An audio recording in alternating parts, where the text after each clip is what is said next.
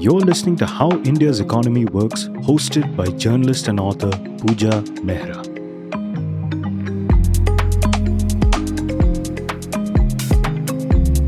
Hello, I'm Puja Mehra. Finance Minister Nirmala Sitharaman will present her seventh consecutive budget tomorrow. This budget seems quieter than most. There isn't much of a buzz around it. Perhaps the excitement will follow the presentation. Would you know how to read the budget documents she will table in Parliament and that would then be uploaded on the internet by government? Have you tried to read budget documents ever? The budget is easily the toughest policy statement to make sense of, even for those who have had experience of making it in past years. That's because governments rarely articulate openly the best and the worst in the budget arithmetic. If the left parties are a part of a coalition government, the finance ministry may deliberately choose to not show how well it has done in reducing the fiscal deficit. And when sovereign rating agencies are watching closely, a government unencumbered by left parties may deliberately overstate its success. Apart from the fiscal arithmetic, details about taxation are often hidden in the fine print. Not sure what's gained by doing so, perhaps it's an old habit. Today's guest on the show is Vijay Singh Chauhan, who came earlier and told us about how India's ports are becoming more efficient. Mr. Chauhan spent many years in the budget division of the finance ministry, where the plumbing of government finances is done. He calls himself a fiscal mason, given the architects of budgets are political leaders who are accountable to taxpayers and voters for spending tax money and other revenues. But it's actually too much to expect politicians to know how macroeconomic levers can be used for steering the economy. India's economy is too complex and vast for its levers to be controlled by non-experts. And so the bureaucracy must carefully apprise political leaders of the costs and benefits of all possible policy options, including staying with the status quo. That can lead to better informed decisions. We know from the memoirs of top bureaucrats how finance ministers such as Jaswant Singh, Arun Jaitley and P. Chidambaram listened to policy advice from experts, even when they could not take the advice on board. At least it prepared them for the outcomes of their suboptimal choices.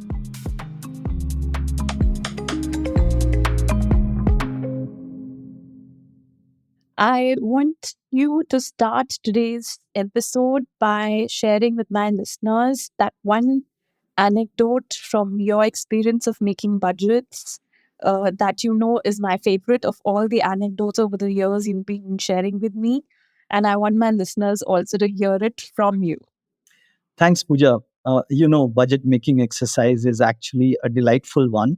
It does give you opportunity of having all kind of stories that you can share for a lifetime. So I guess one of the biggest takeaways of being associated with budget exercise for 7 years or more that I had is actually this one. And this particular story that you are talking about actually is perhaps one of my best. I've not had very many sleepless nights working for the government, but this one was when we did. 2004, there is a surprise election results. A new government is in place. I was Deputy Secretary Budget in the Finance Ministry for more than 2 years by then. And the budget was presented, and that late evening we got a call saying that there is a privilege motion moved against the Finance Minister because there is an allegation the Finance Minister has lied to the Parliament. The reason for that was that during those years, the government documents actually did not mention the GDP numbers. And without mentioning the GDP numbers, it mentioned the revenue deficit number in absolute terms and as percentage of GDP. And similarly, it mentioned the gross fiscal deficit number and as percentage of GDP. So it's elementary mathematics that you can work backwards to arrive at the GDP, which would to give you a rough number, the fiscal deficit that year was about 4.4%. And it was about 1,37,000 crore. The revenue deficit was 2.5%, and it was about 76,000 crore. So if you use these numbers to calculate the GDP, the two GDP numbers that worked out were about 77,000 crore apart. So that was the sum and substance of the allegation that the finance minister had misled the parliament. By producing two different numbers of GDP. How can India have two different GDP? Two different GDP numbers, and that 77,000 crore in those days was a large number. It continues to be a large number even today, but maybe because the economy has grown so much, it isn't as large as it was in those days. So we were told that how, you guys have made a mess of it, and, the consequences of this error could be very, very significant.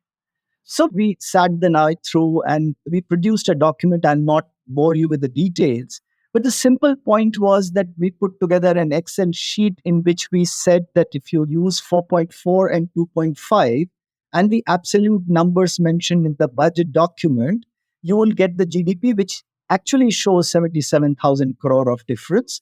You increase the one decimal point to 345, the difference between the two GDP numbers keep narrowing down.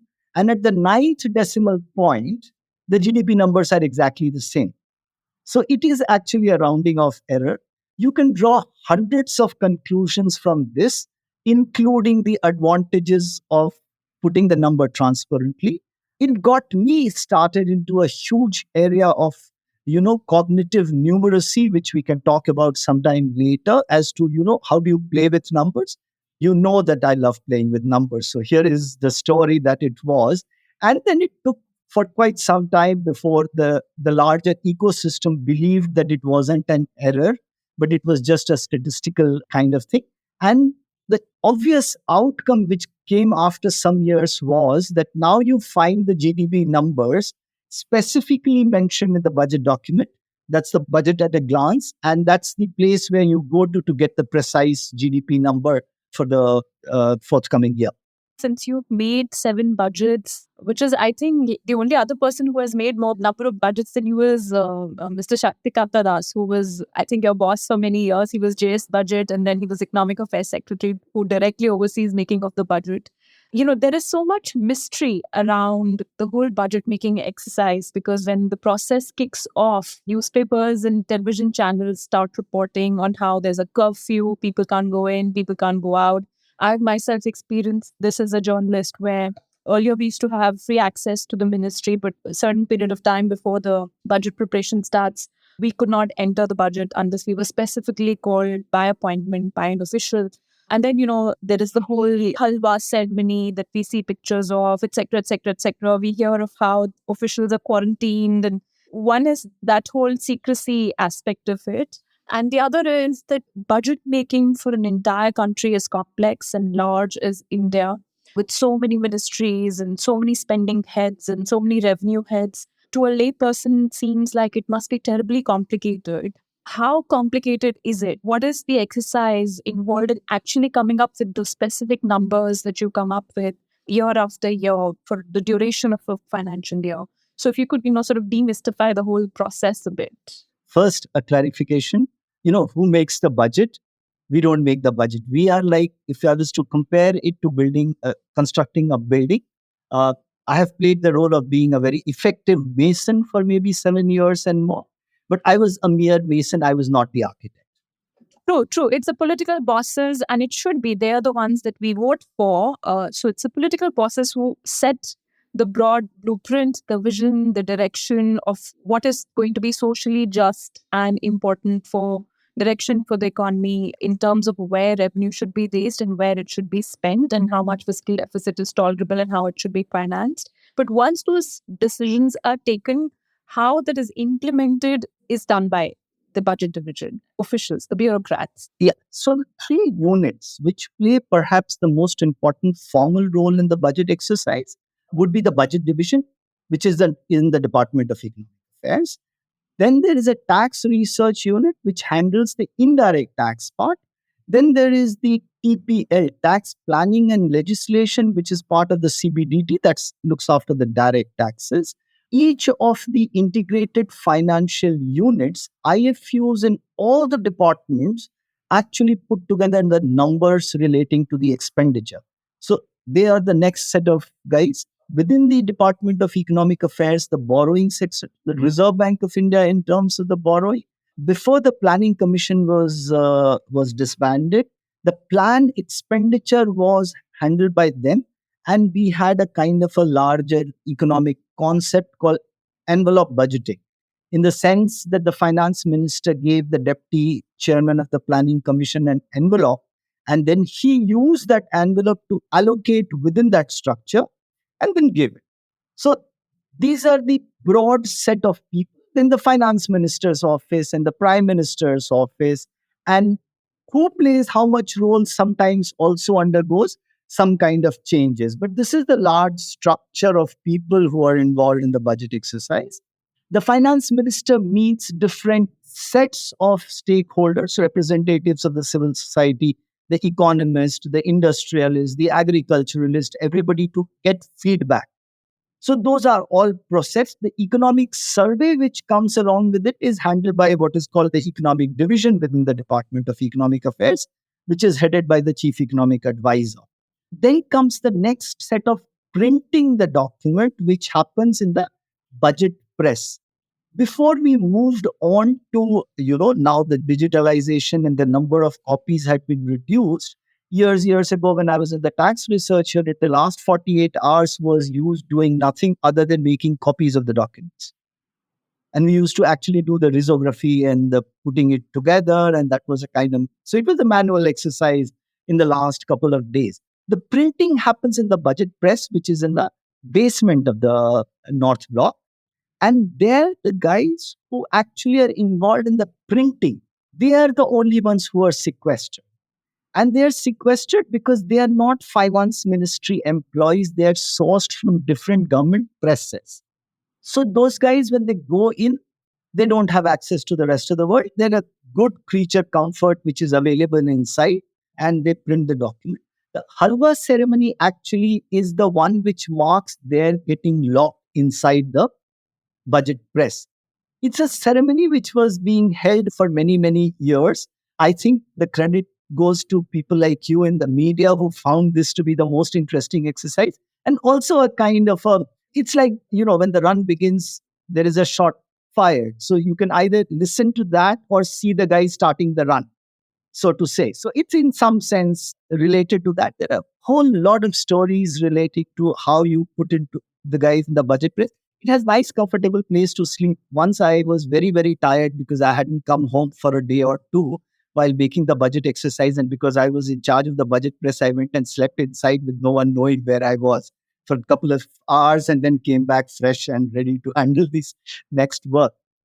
The next question that is asked is that in this age and time, why do we have such secrecy?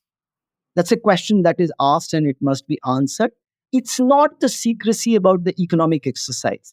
The secrecy is essentially to ensure parliamentary privilege. It's the government's most important economic document. And in a democracy, the parliament has the right to be first informed. And therefore, we take absolutely, secrecy is one of the highest level. So I remember when I joined the budget division, I was told that there is no compromise on secrecy, accuracy, and timeliness. So three things the guys before me and the guys after me have absolutely assured. There has never been a leak, almost never been. I was reading an article about some leak in 1950s. There's never been a leak. There's never been a delay in the presentation of the budget. The finance minister rises at the prescribed time with all the documents presented. And there has almost never been a significant error in the document. So budget is something that people who've been associated with it can be legitimately proud of. It draws upon the inputs and information from, maybe thousands of people, but the small set of people who actually put it together, the masons who use the bricks and the mortar and the cement and the pipes, etc., to put it all together are not very many.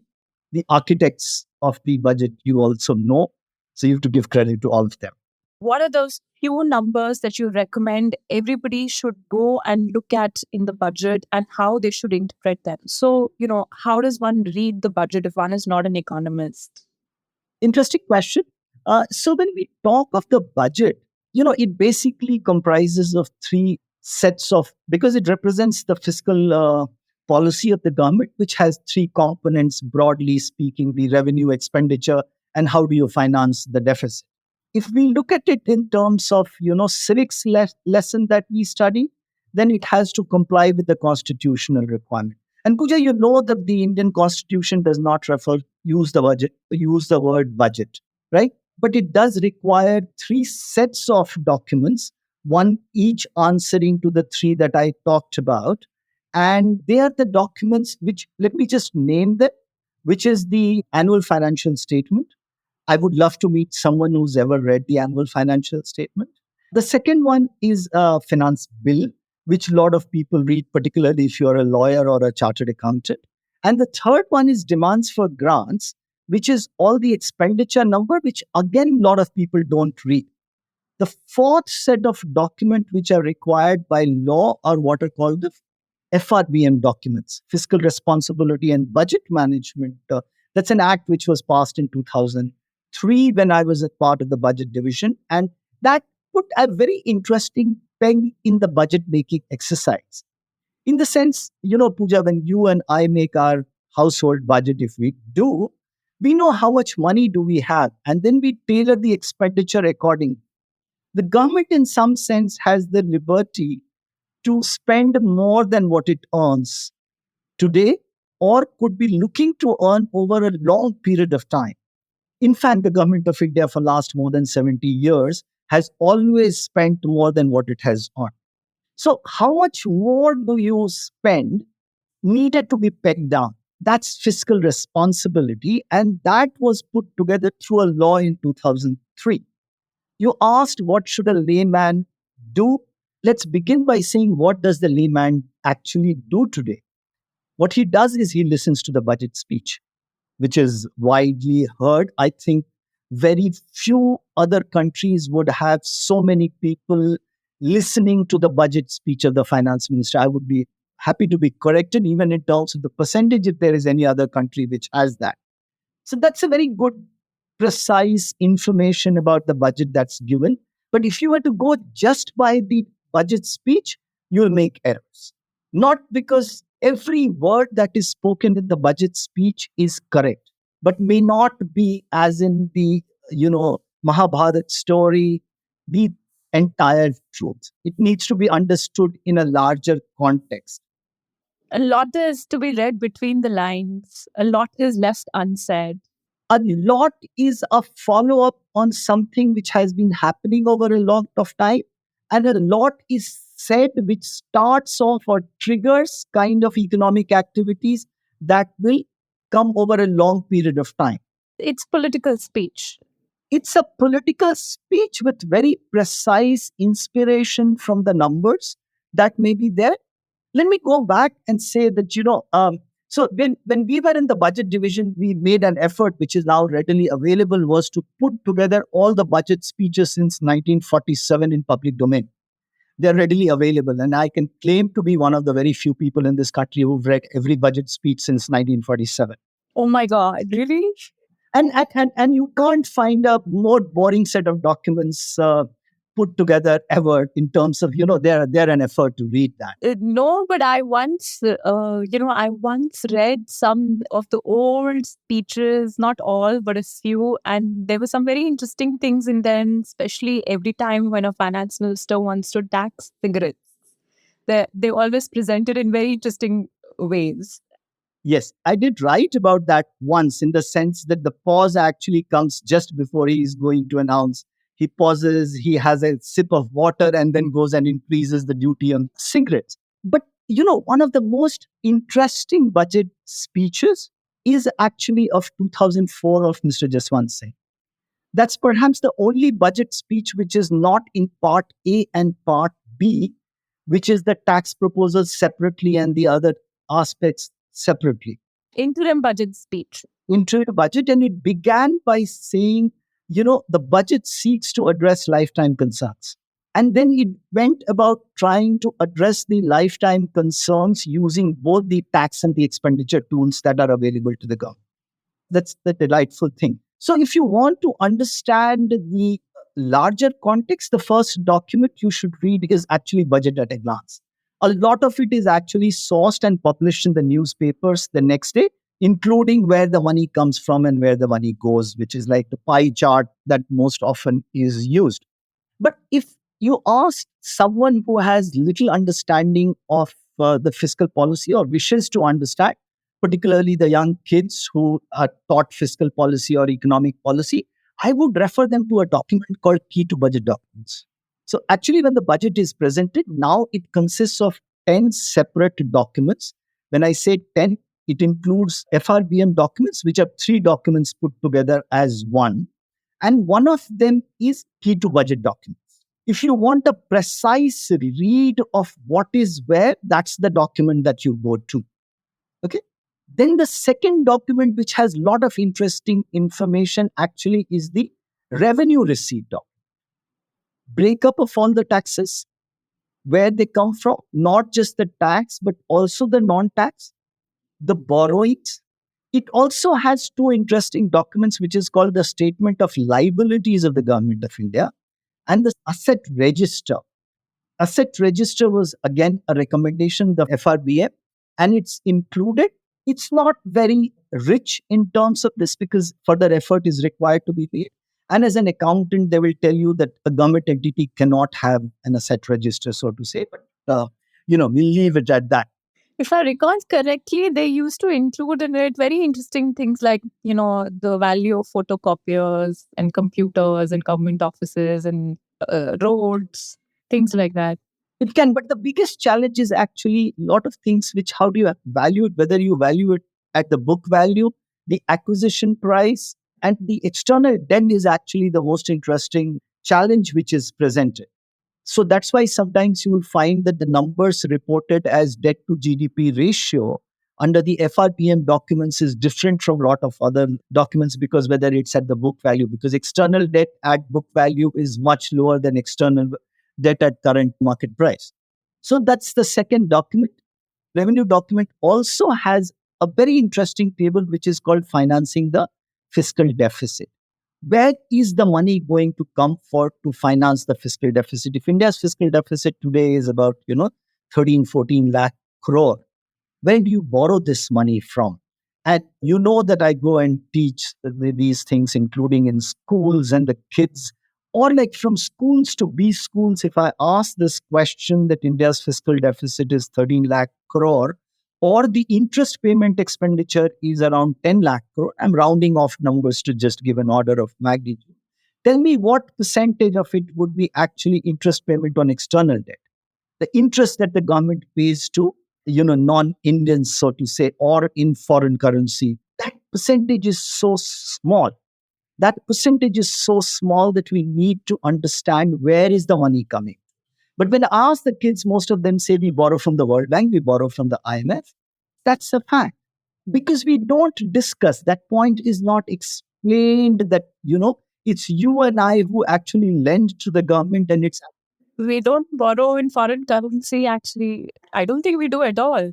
Yeah, so the World Bank support comes in foreign currency, but those are mostly intermediated through, so the JICA loan will come there, but mostly intermediated to state government or the PSUs. So the central government is just the intermediary for the purpose. Okay, so that's the revenue side. The revenue details are there. Again, one interesting number, and that's basically, so if you look at the customs revenue collections. Sorry, before I interrupted you, you were explaining about, how it is we who lend to government. So it's we who lend to the government. So the government borrows most of it through what is called government securities, which are issued by the Reserve Bank of India on behalf of the government, sold by. The largest subscribers to them are Indian banks and Indian insurance companies and provident funds, three of them. Most of the money that the banks, insurance companies, and provident funds use to buy this, and there is a mechanism by which they are compelled to park at least some part of the money in these what are called SLR securities, is actually the money that you and I put in the banks. So let me jump from there and tell you that there is a kind of exercise which is done as part of the budget exercise to decide what is the level of fiscal deficit that we can legitimately support in a year. And that comes from one of the assessment, what is the kind of borrowing that the government can do without crowding out private investments, so to say. So when the private investments are not really buoyant, the government borrowing actually is a good thing, though arriving at that number uh, requires kind of, economic and statistical skills, which are not very easily available. On the expenditure side, the first document which is there is called the demands for grants. Those numbers are in gross numbers and they don't make much sense. So a lot of people don't read that. But let me go one step back and I began by saying that nobody almost reads the annual financial statement. The largest item of expenditure that would be reported in the annual financial statement is actually repayment of debt. And the smallest item of expenditure, net expenditure reported in the expenditure document is actually repayment of debt, which is zero. I know that the largest is repayment of debt, which is what the last episode we discussed. The minister had summoned me for because I'd said as much. But how is it also the smallest? That I didn't know. It's zero because it is met through refinancing. So the government borrows again because till the time you are running in fiscal deficit. You're saying this is evergreen, eh? No, it's not evergreen. It's just the accounting practice because in fiscal deficit, calculation of the fiscal deficit, repayment is not an expenditure. So if you go to the definition of fiscal deficit, it is expenditure minus receipt, where the expenditure is net of repayment, right? So that number comes to zero.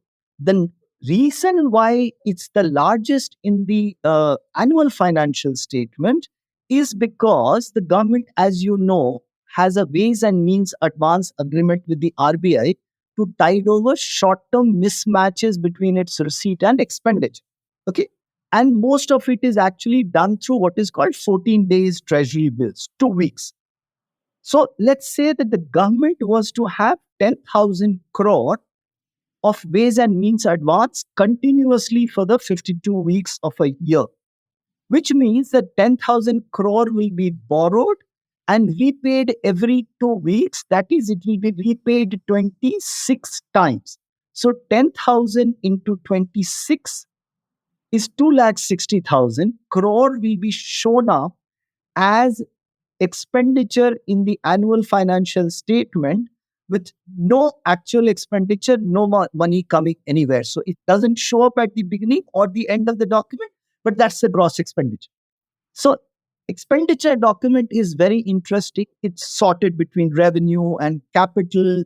Till 2014, plan and non-plan was the major distinction, and doing away with that is one kind of a simplification that most of us would readily agree with.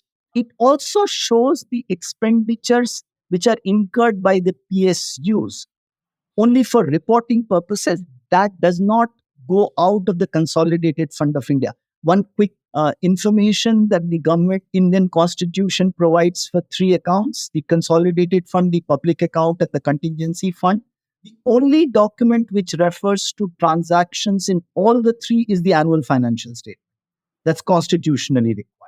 Also, if you could, for lay listeners, say what is the separation between the consolidated fund and the other two funds? So the consolidated fund is all expenditures which are basically to be met. Everything that the government earns goes into it.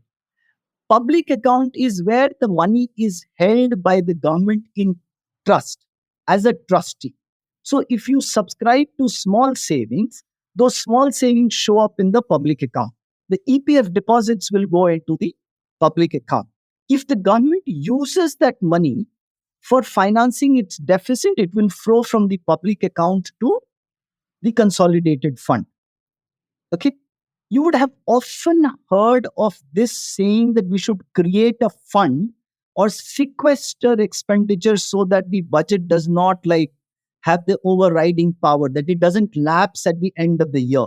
Every such fund which has been created is actually just an accounting device created in the public account.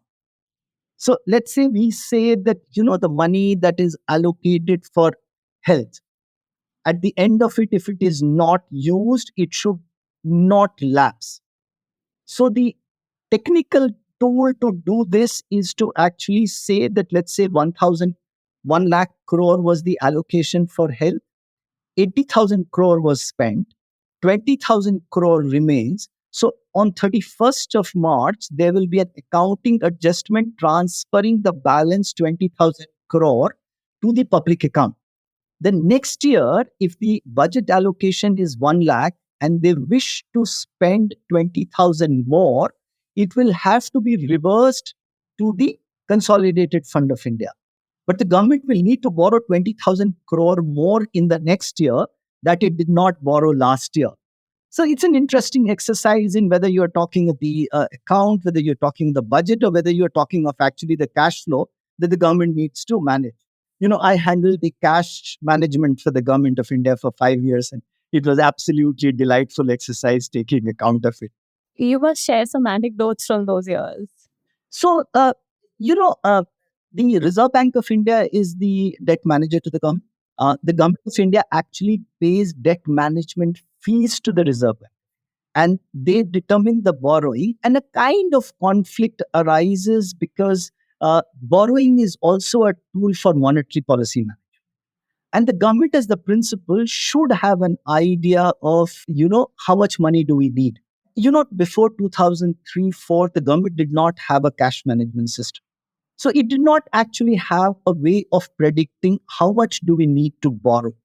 And the Reserve Bank of India actually, in some sense, very happily forced the government to put together a cash management system, of which I was a part, by insisting that for proper debt market development, we need to have a market borrowing calendar. So that brought in that entire mechanism of, exchequer control and all. One of the challenges with fiscal deficit is it's very drab, very complicated. And yet, for good fiscal policy to operate in the country, a larger number of people must be aware of how it operates and what are the kind of long-term consequences that may follow. Another story, when FRBM was brought in, Dr. APJ Abdul Kalam was the president. So when a bill is introduced in Rajya Sabha Amani bill, then it requires Lok Sabha, then a recommendation is required from the president. And that's normally just signed. Dr. APJ Abdul Kalam actually wrote in his own pen that this bill is a huge step forward in bringing about intergenerational equity in the country. And fiscal deficit must be understood from the point of view of intergenerational equity. But tell me, when you are doing the cash management, for most lay people, it would seem like, similar to doing cash management in a business enterprise. Does it ever happen that suddenly somebody calls you and says that we need so much, make funds available to us? Do such things happen in government? Yeah, so the funds are actually available because the RBI is actually the banker to the government. So RBI actually will give you money, ways and means advance. So there is a limit that within that, it will give you money. But if you exceed that, then you cannot remain, you go into overdraft and they charge you 2% higher interest if you go into overdraft. And you cannot remain in overdraft for more than 10 working days. Thereafter, the RBI is within its right to actually dishonor a Government of India check. It won't come to pass, but that's the arrangement. No, but I was saying more from the point of view of what are the spending requirements that trigger such things? So there is nothing which can be no, because it's there in the budget. So it has already been approved. So we know that. So the third account actually is the contingency fund. So the contingency fund is an imprest which is available at the government to spend that money without the approval of the parliament. That amount, Puja, if you will, many years ago was actually 50 crore. Post-COVID experience, it's now 50,000 crore. You're saying it was 50 crore before COVID? Yes, many years as before. As late as before COVID? No. And if I remember correctly, it was increased from 5 crore to 50 crore during the period that I was in the budget division. And from there, it's to 50,000 crore because the sudden need for money that is now required post-COVID is so much higher. But what happens in the contingency fund is that you spend it, but within that financial year, subject to parliament being convened, you need to take the approval of parliament and put that money back to the contingency fund. So that's the arrangement. Right. Let's talk about revenues now. Just one document other than that, it's a very interesting document called Implementation of Budget Announcement. A lot of people say that budget announcements are like, finance minister says and goes away and nothing happens.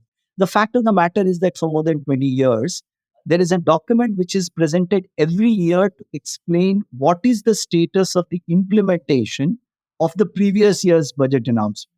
The drawback that it has, or the next step that needs to be taken, is that if it's not completed in 1 year, it doesn't get followed up in the subsequent. But that document is there. Revenue, as I said, is one is numbers which interest the economist. The other is the exact provisions of the tax. I always believe that people's interest in the budget is essentially what is the income tax going to be. And I have tried to, without doing a very rigorous statistical study, the positive response to the budget essentially depends on what it does with the direct income tax. Everything else will not account for 50% of this. Post imposition of GST, the interest in excise duty changes, which was again very crucial, has disappeared. Customs duty rates are more or less stable and don't impact so much. So the interest which was there in the larger taxation issues earlier in terms of the provisions is now so much less. Seem to understand the implications or the what does a tax provision mean, the numbers you can get from the receipt budget. The other things you get from the exact law is in the finance bill. There is an explanatory memorandum to the finance bill which explains what the logic is. And insofar as indirect taxes is concerned, there's a very interesting long history of a DO letter issued by Joint Secretary TRU, which explains how is the rate changes on the custom tax research unit where I worked for 3 years, many means more than 2 decades ago. So that letter explains, and that's the one which, all the indirect tax guys read the first day to see what is to be done on the next morning, because all other changes, so to say, do not have the immediate. In fact, I'll go back to the GST imposition on 1st of July 2017, Punjab, and everyone was talking about the GST. And on that night, on the next morning, I was posted at Namasheva. And we realized that, imposition of GST insofar as GST officials are concerned was to come only 1 month later. But for the customs, it was to be implemented at the middle of the night. So all the bills of entry which were filed at 12:05 had to be charged to GST at that morning. And can you believe that how many hours did we take before the system started operating to allow the assessments? 6 a.m. in the morning on the 1st of July, the cargo clearance had started. That's the kind of IT prowess that the taxation department in the country has. So that's the kind of structure. So my request is that, read the budget document. One quick here, look at the numbers in three different ways. The absolute number, the growth rate, and the growth rate can be over the last year's budget estimate, last year's revised estimate, or the actuals of the year before, or they can be a ratio of some denominator, like debt to GDP ratio, fiscal deficit, which is to GDP ratio. So the numbers can be presented in 5-6 different ways. The presentation by others would always be by what is of interest to them. An opposition leader will criticize it by taking one which is the most negative, and the one political leader who wishes to support will use the one which is most favorable. The truth may sometimes always lie in between. To do that, you'll have to work hard, go to the document, look at the document. In that exercise, I urge the journalists like you to actually do a little bit more of work to bring together both sides of the picture so that one is better informed.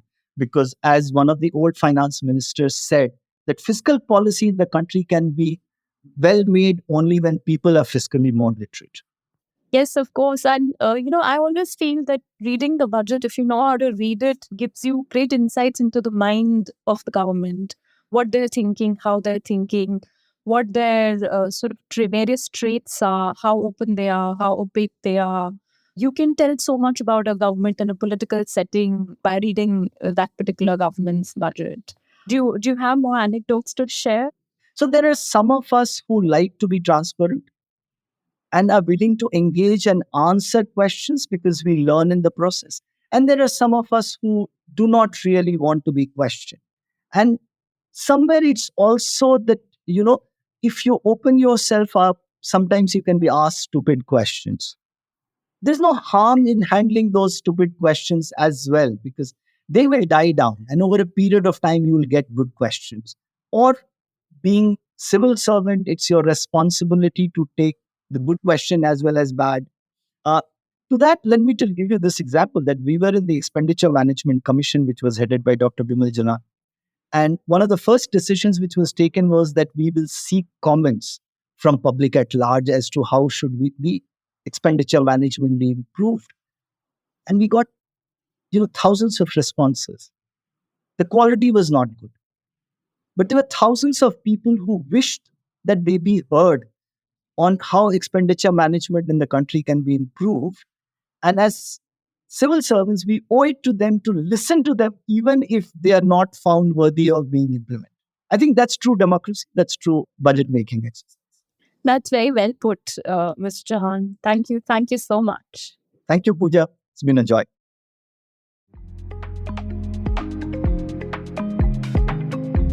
The popular discourse sometimes shrugs off the importance of the budget with the argument that it no longer matters after 1991 reforms, and in particular after the goods and services tax was introduced, as it's managed outside the budget-making exercise by the GST Council. To my mind, this view doesn't appreciate how much the budget can affect our everyday lives. More than half of the government's revenues go towards paying for predetermined spending hits, interest repayment on past borrowings, pensions, salaries. The spending leeway on other heads is quite limited, and that reduces the choices a budget has to whether to tax more, to borrow more, or to move allocations from one head to another. When the budget makers don't make these choices carefully, our choices get distorted. A budget may take away from farmers fertilizer subsidies to provide more for school scholarships or higher salaries and pensions to government employees, or it may hike central taxes on petrol and diesel, affecting every business and household's calculations. Instead of a low-key affair, then, the budget should be put through more scrutiny and public debate.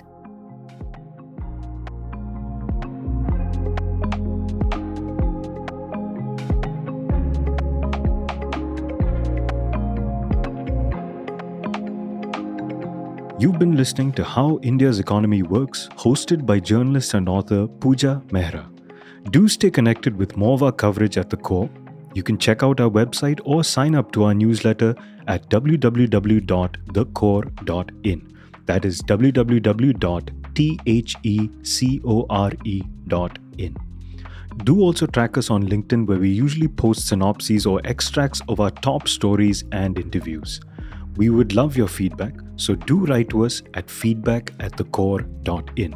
Thank you for listening.